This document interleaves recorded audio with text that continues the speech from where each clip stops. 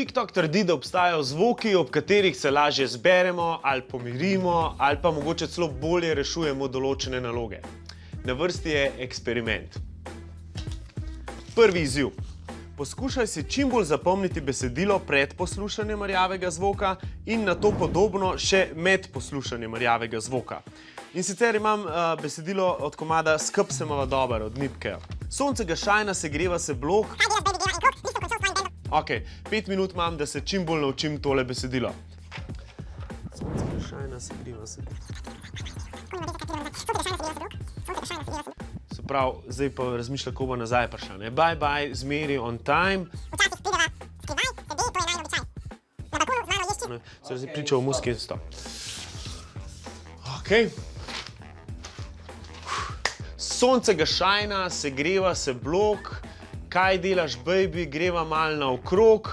Bye bye. Nekaj greva počet, mislim, da je.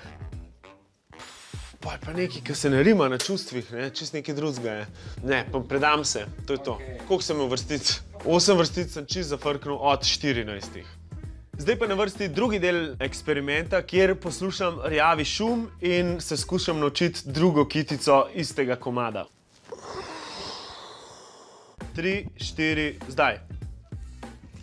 Nama sedejo ga dolgi sprehodi, takrat pozabim na vse, tudi če imam slab dan. Ker baby, ti si limited edition. Aha, slišam pa edition. In stop. Baby, nama sedejo ga dolgi sprehodi. Pol. Ne, nismo še pri bonsaju. Čakaj. Imamo še eno. Je ali pa moj bonsaj. To je definitivno ena kitica, ki je noter. Sorry, Nipke. Aha, ja. Daj poglej me v oči, da te bolje vidim. Daj stop bližji, da te bolje slišam. Lepa, rdeča kapica. Pa ne vem, kako se zaključi. 9 sem jih falil, ok.